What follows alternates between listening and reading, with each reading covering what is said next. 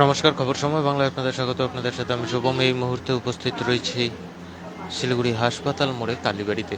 জানিয়ে রাখা প্রয়োজন যে গতকাল থেকে রাজ্যে বিজেপির সরকার আনুষ্ঠানিকভাবে পথ চলা শুরু করেছে এবং সেই কারণেই আজ মায়ের কাছে এই মুহূর্তে পূজা দেওয়া হচ্ছে। আমরা সরাসরি সেই লাইভ আপডেট তুলে ধরার চেষ্টা করছি আপনাদের সামনে। শিলিগুড়ি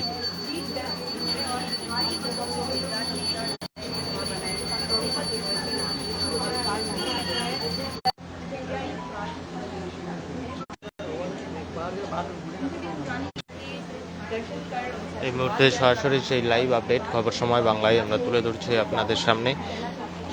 গতকাল থেকে রাজ্যে আনুষ্ঠানিকভাবে পথ চলা শুরু করেছে বিজেপির সরকার। রাজ্যের নবম এবং বিজেপির প্রথম মুখ্যমন্ত্রী হিসাবে শপথ নিয়েছে শুভেন্দু অধিকারী।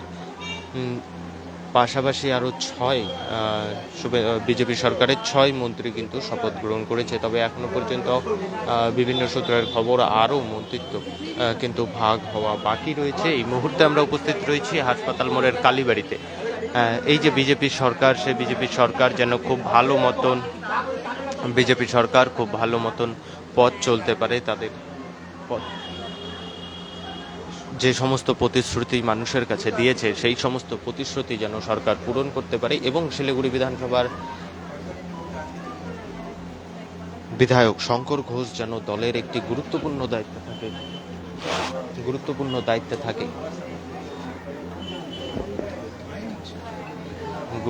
দায়িত্বে থাকে সেই আশীর্বাদও কিন্তু মায়ের কাছ থেকে চাওয়া হচ্ছে বিজেপির নেতৃত্বের পক্ষ থেকে। এই মুহূর্তে আমরা সরাসরি সেই লাইভ আপডেট খবর সময় বাংলায় তুলে ধরছি আপনাদের সামনে। কালী মন্দিরে পুজো দিচ্ছে বিজেপির নেতৃত্বরা।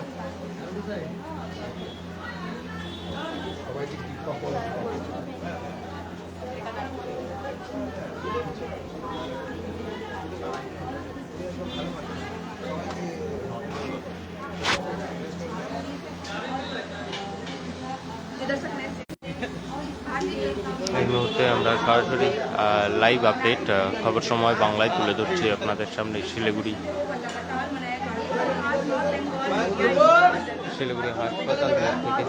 হাসপাতাল মোড়ে যে কালী মন্দির রয়েছে সেখান থেকে কিন্তু আমরা এই লাইভ আপডেট তুলে ধরার চেষ্টা করছি আপনাদের সামনে বিজেপির নেতৃত্বদের পক্ষ থেকে। আমরা জানি যে গতকালকে বিজেপির সরকার পথ চলা শুরু করেছে এবং গতকাল থেকে বিজেপির এই যে পথ চলা শুরু করেছে, আনুষ্ঠানিক পথ চলা শুরু করেছে, সেই পথ যেন সুদীর্ঘ হয় এবং পাশাপাশি সেই পথ যেন সুষ্ঠু সরল হয় এবং সাধারণ মানুষের কাছে বিজেপি সরকার যে প্রতিশ্রুতি দিয়েছে সেই প্রতিশ্রুতি যেন পূরণ করতে পারে, সেই দাবিতেই এই মুহূর্তে কিন্তু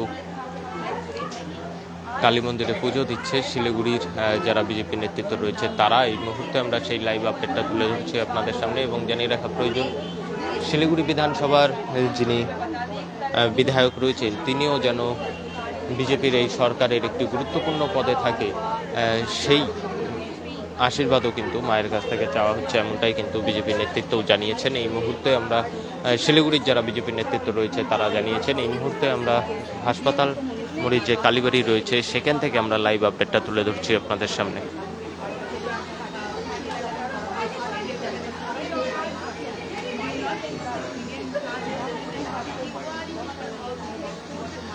पूजा अर्चना कर रहे हैं, उनका क्या कहना है वो अभी हम इसी बड़ी जीत के विषय में क्या कहना चाहते हैं। फिलहाल वह पूजा अर्चना कर रहे हैं, मां से आशीर्वाद दिया जा रहा है और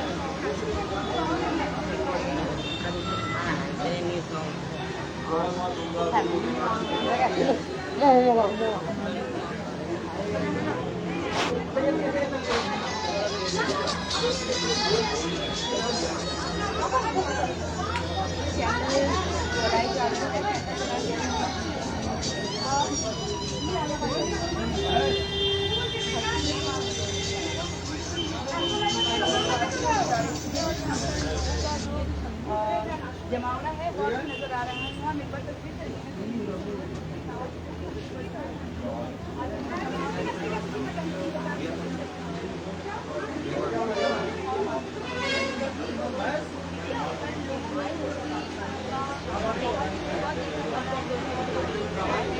মায়ের ইচ্ছা কালীবাড়ি থেকে এই মুহূর্তে আমরা সরাসরি লাইভ আপডেট সামনে। सब कोई मौजूद है माँ की आशीर्वाद लेने के लिए। क्या कहना चाहते हैं?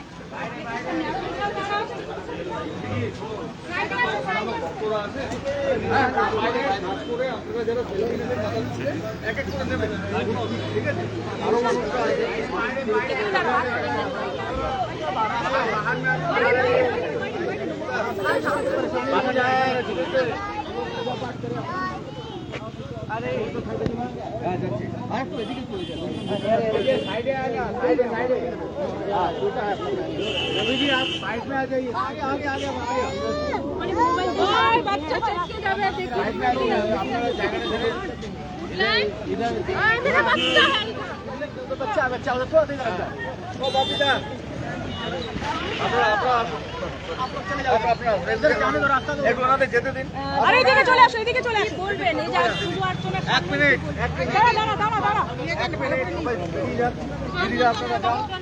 হ্যাঁ আচ্ছা যান বড় করে জায়গা দিদি তাড়াতাড়ি জান একটু জায়গা না পেলে যাবো কি করে যাবেন? একটু চেষ্টা हमें वोट किया है, हम भी दिल खोल कर काम करने वाले हैं।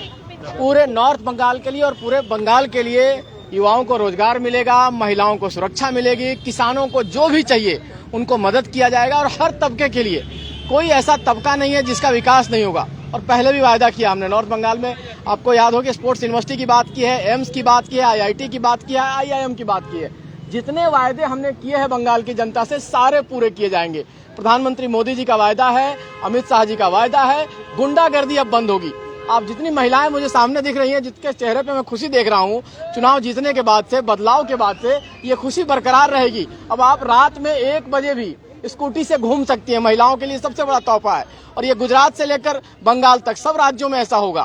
कहीं भी महिलाओं को कोई डर नहीं होगा, काम कर सकेंगी, अपनी पढ़ाई कर सकेंगी और नौजवानों के लिए इंडस्ट्री आएगी, रोजगार के साधन खोले जाएंगे। हेल्थ सुविधा सबसे पुअर है यहाँ कहा जाता है, स्वास्थ्य की कोई सुविधा नहीं है, तो एम्स खोलने की बात की गई है, सिलीगुड़ी में एम्स होगा, आप ध्यान रखिए।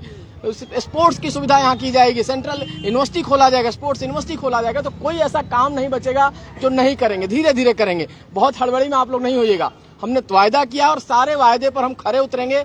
आने वाले 5 साल में बंगाल फिर से 1960 में जिस तरह 10% GDP थी उस अवस्था में हम ले जाने का काम करेंगे। तो ऐसा काम करेंगे जिससे लोगों का विकास हो, लोगों में विश्वास बने और लोग खुशहाल रह सकें, ये हमारा कहना है। और माता जी से भी हमने यही मांगा है, हे माता आपने हमें सरकार बना के दिया है, अब हमें शक्ति दीजिए कि हम अपनी शक्ति को मिला के इस शक्ति जो हमारे सामने खड़ी है महिला शक्ति, इसके लिए युवा शक्ति और समाज के हमारे सारे सबके के लिए हम काम कर सके और विकास कर सके, यही हमने मांगा है। लक्ष्मी भंडार का जो पैसा आता था उनके अकाउंट पे जिस तरह का, तो क्या बीजेपी फिर से कैंप लगा के फॉर्म भरवाएगी या फिर उसी अकाउंट में जाएगा पैसा?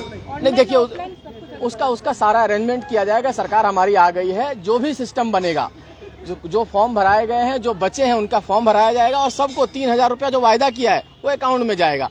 जो भी छात्र हैं, जो युवा हैं, उनके अकाउंट में 3000 रुपया जाएगा जब तक वो पढ़ाई लिखाई करके अपने पैरों पर खड़े नहीं होते हैं। उसके अलावा 15000 रुपया हमने ये भी वायदा किया है कि वो एग्जाम की तैयारी करने के लिए, शादी होगा तो आपके लिए खर्चा अलग है, प्रेग्नेंट महिलाओं के लिए अलग पैसा है। जो भी हमने अनाउंसमेंट किया, हमारा मैनिफेस्टो निकाल के आप रख लीजिएगा और जब भी हमसे कोई दिक्कत हो तो जरूर सवाल कीजिएगा।